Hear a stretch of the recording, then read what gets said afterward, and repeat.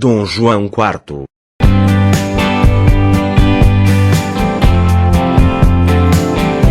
Dom João IV nasceu em Vila Viçosa, a 19 de março de 1604 e morreu em Lisboa, a 6 de novembro de 1656.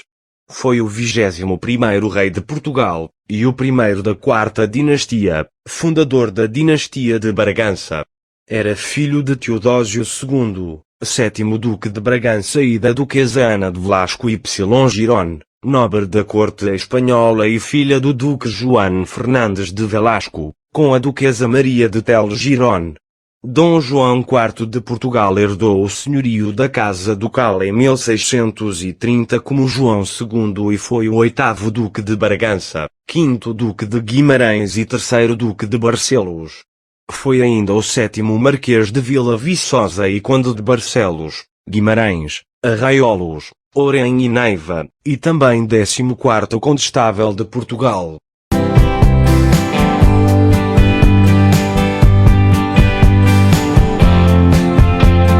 Por via paterna, era trineto do rei Manuel I de Portugal, através da duquesa Catarina, infanta de Portugal, sua avó paterna.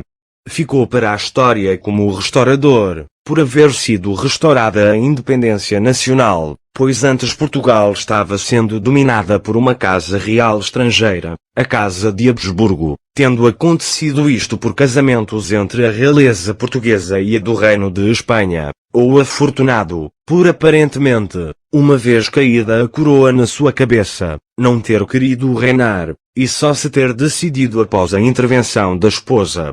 A Casa de Bragança tinha grande prestígio no reino e o 8º duque tinha a vantagem de beneficiar da crescente degradação do governo filipino e do ambiente mais propício à revolta, haja vista os excessos da tributação lançada por Olivares. O duque ajudou a construir sua própria imagem de homem não comprometido e permitiu que o erguessem como reserva única da nação sedenta de autonomia política.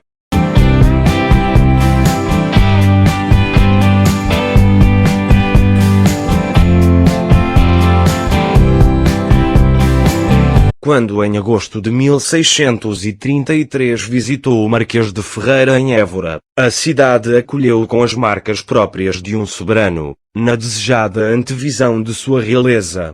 Pode aceitar-se que o projeto de uma revolta tenha depois ocorrido no Paço de Vila Viçosa, no convívio do Duque com dois precursores da ideia, o secretário João Pinto Ribeiro e Pedro de Mendonça Furtado, alcaide de Mourão. A versão de que não queria tomar a chefia do movimento por receio ou hesitação nasceu porque seu desejo, por não sentir a madureza do fruto, estava em aquietar o povo, por entender que motins trariam a inevitável reação da coroa espanhola. Teria também havido uma sondagem junto de seu irmão Duarte, que combatia no exército imperial e chegou a Lisboa em 12 de agosto de 1638. Para consertar os negócios da sua fazenda, em viagem de caráter particular. Mas sabe-se que o duque não quis arriscar o futuro e se limitou a promessas de auxílio no caso de o movimento triunfar. A aparente indecisão do duque encobria, desde a primeira hora, uma vontade firme de triunfo, servindo plenamente o desejo dos conjurados. Não era Dom João o chefe de uma revolta, mas a figura a quem cabia exercer a realeza, tendo de estar acima da organização militar que lhe abria as portas do trono.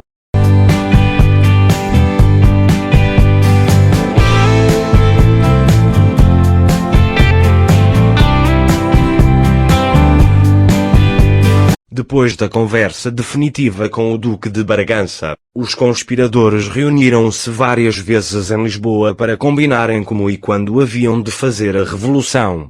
Essas reuniões tinham de ser feitas às escondidas para que não chegassem aos ouvidos da regente Duquesa de Mantua e do secretário de Estado Miguel de Vasconcelos. Se a notícia se espalhasse, seriam acusados de traição e condenados à morte. As reuniões realizaram-se em 3 sítios: no Palácio de Jorge de Melo, em Xabregas, no Palácio dos Duques de Bragança em Lisboa, no Chiado, e no Palácio Almada, de Antão de Almada, no Rossio, hoje mais chamado Palácio da Independência por essa razão. Para não levantar muitas suspeitas, os conspiradores nunca iam juntos e cada um seguia no seu coche com as cortinas corridas. Depois da conversa definitiva com o Duque de Bragança, os conspiradores reuniram-se várias vezes em Lisboa para combinarem como e quando haviam de fazer a revolução.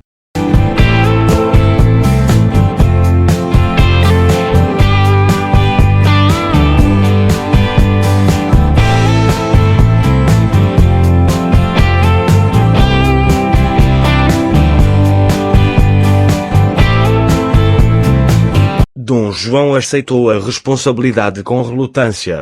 Este facto ter-se-á devido à prudência que se impunha na escolha da conjuntura favorável, e do tempo preparatório necessário para o efeito, visto Portugal nessa época estar quase desarmado, e Castela ser ainda ao tempo a maior potência militar na Europa.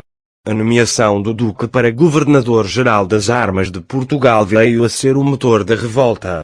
Nos fins de junho de 1639 esteve em Almada, sendo visitado por muitos nobres, desesperados alguns com as violências do governo filipino. Entre eles, Pedro de Mendonça Furtado, Jorge de Melo, Antão de Almada e o velho Miguel de Almeida. O plano da conjura teria sido então apresentado ao Duque. Eles, e seus parentes e amigos, aclamavam-no em Lisboa, apoderando-se do paço, matando o detestado Miguel de Vasconcelos. Mas o Duque recusou, pela consciência de que não havia ainda ocasião, e aconselhou prudência aos mais exaltados. No dia 1 de julho, o Duque foi a Lisboa saudar a princesa Margarida e teve calorosa recepção da parte da nobreza, dos membros do clero e do povo. Eram fatores vivos de revolta a forçada presença de muitos nobres portugueses em Madrid, e a novidade de um recrutamento de tropas lusitanas para irem ajudar a reprimir a independência recentemente declarada da Catalunha. Em agosto de 1640, Filipe III de Portugal pretendeu convocar cortes nos seus outros reinos de Aragão e de Valência, para aquietar o espírito dos catalães, ordenando que o acompanhassem nessa jornada também fidalgos portugueses, sobretudo aqueles que eram comendadores das ordens militares. Houve então uma reunião em 12 de outubro em casa de Antão de Almada.